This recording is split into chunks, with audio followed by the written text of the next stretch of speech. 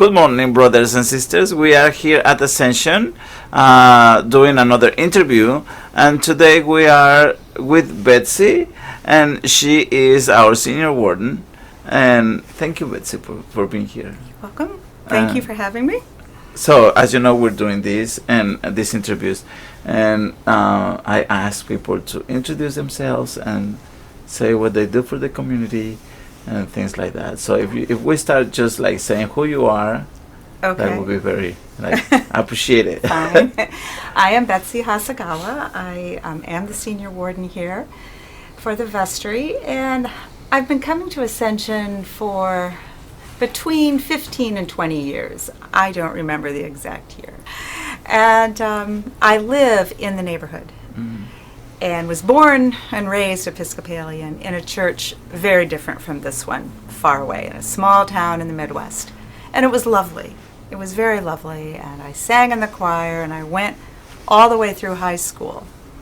And then I moved away, went to college, and tried to go to church, but it kind of fell off a little bit when I was in college. And I moved to Chicago, moved back, got married. And my husband, who is lovely, wasn't familiar with a liturgical church. His story was very different from mine. Mm-hmm. And his grandparents were immigrants, and it was a completely different story. But I still felt the need to reach out. I knew there was an Episcopal church up the hill from my house, and one day, after my children were born in particular, I really wanted to come back. So I walked up the hill and walked in on a Wednesday. And the rector happened to be in the nave cleaning up or something, and we had a very nice conversation, lovely conversation. And I don't remember what year that was, but I've been here ever since. Mm-hmm. And we've lived here in Gaithersburg for over 30 years. I work at Shady Grove Adventist Hospital for all that time. And my two boys were born and raised here. They went to the public schools here. They come to Ascension. And that's one of your sons is a volunteer. One of my sons volunteers in the office, and he likes the work very much. He learns a lot and has done all kinds of things. So he enjoys it. And among his other jobs and stuff, he continues to come here and work in the office. He likes it. Gets a lot out of it. So you used to sing in the choir when you were in your hometown church? Yes, I did. And then you sing here in the choir? I sing here in the choir, which I'm very grateful for. When I first arrived, the Ascension Choir existed, but I couldn't come to the rehearsals. Thursday nights were out for me. And so I regretted it, but, I came in church and sang on Sunday in the congregation. And then the director at the time thought, there are a lot of people that I'm hearing can't come. So he started a choir for an early service. And we showed up at 8. We kind of talked for 20 minutes, messed around. Then we practiced for 20 minutes, and then we got up and sang for the service. Mm-hmm. It was a more contemporary service. Sometimes we had 6 people, sometimes we had 10. But it was so much fun. And the singers were very good, and they were kind of people who will get up at 8 o'clock and come without much rehearsal and sing. So we had a very good time together. We were called the parish choir. And we were singing things that were a little bit different for Ascension at that time, getting in some new hymnals, more contemporary music. And it was just us and a piano, and it was so much fun. Then gradually, as my children grew older, I started being able to come to the Ascension Choir rehearsal. And those of us in the parish choir often joined Ascension Choir for holidays and special occasions and things like that. So getting to know each other a little bit.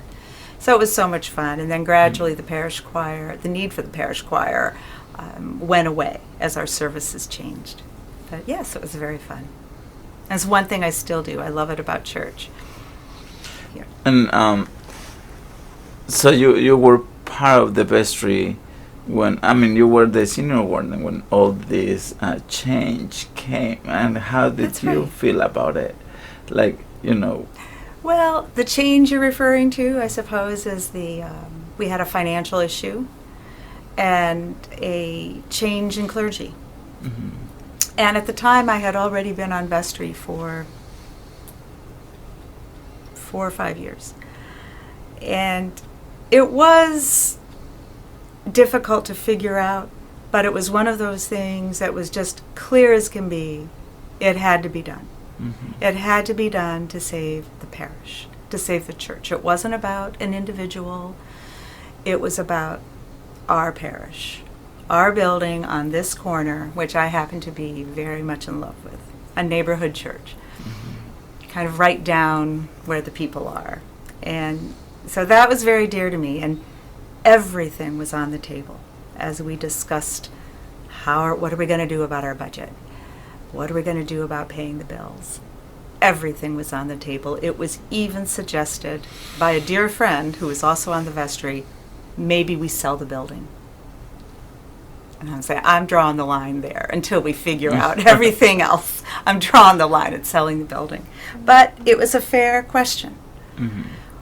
The vestry I was working with at the time was superb, a great group of people. And we started meeting at Panera, on Saturday morning, Mm-hmm. and just hashing everything out.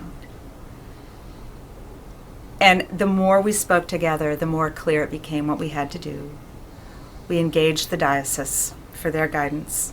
We engaged the rector at the time, who I must say, although it was a little stressful for him, his family, Mm-hmm. and for us, those of us who had known him and worked with him, knew him to have many good qualities. Despite that, he cooperated. He saw the need for this change to be made. Without his cooperation, we would have moved ahead anyway. It would have been so much more difficult. Mm-hmm. And I'm grateful to him for working with us and listening and collaborating on this whole move. It made it go so much smoother than it did. I think it helped us survive. And of course, we were very fortunate that you had joined us by that time. And we're also collaborating in this. It was stressful, Mm-hmm. wasn't it? Mm-hmm. And you included. And you collaborated with us very well. And are a big reason that we succeeded, that we overcame the financial problems. We are here on our corner in our building. We've made some great changes. We have some new people with us now that looking back over the time I've been here, I don't think it's ever been better. So I'm very grateful for that time. And I was asking you that because sometimes people don't realize like how hard it is to be like in this process and to be the responsible one, And I want to thank you for everything You're welcome. you did. And It's my privilege. Yeah, I bet it wasn't easy, but you stood up and just be there, to help with everything. It wasn't easy, but I always tell everyone who asks me about that I certainly did not do it alone. I said, I'll repeat, I had a fantastic vestry working with me. Even though we didn't agree on every little thing, Mm-hmm. we all agreed what had to be done. Mm-hmm. So we got on the same page, and once that happened, it was inevitable that we were going to make this work. But I certainly did not do it alone. Yeah, but it was hard, no question. Yeah. And why you love Ascension? Well, I really do. I really love this church. And I think a big part of it for me is it's in my neighborhood. I can walk to my church. And the people I see here, they look like my neighbors. Mm-hmm. This area is diverse. I Mm-hmm. mentioned before the church where I grew up, not diverse. The town wasn't very diverse. It wasn't anybody's fault. It was just a little town in southern Michigan, and it wasn't very diverse. So it was across from the A&P and right next to the Presbyterian church where I went to summer vacation Bible school and things like that. It was a small town. But this is not in a small town, and I really do love it because it looks like my neighborhood. I love that it's here in front of the high school, visible the way it is. I also, at risk of sounding like a cliche, the people here are just tremendous. We have all kinds here. Many backgrounds, professional backgrounds, education, social, national, and it's so interesting to come and just be part of this Christian community and listening to us. Mm-hmm. Sometimes in choir, we're sitting up front and I'm listening, not necessarily seeing everybody, but I can listen to it. It sounds like the world, and it's right here in our Episcopal Christian community, working for the same thing, following the path of Christ, all in our different ways, and we go back out to our jobs and our schools and wherever we go, all over the area. But every Sunday we come back here. It's just, I think that's really why I love it so much. And as a senior warden, would you like to give some to invite people to do the pledge, or so you can explain a little bit how it works and why we need it, and Yes. The pledge has two sides to it.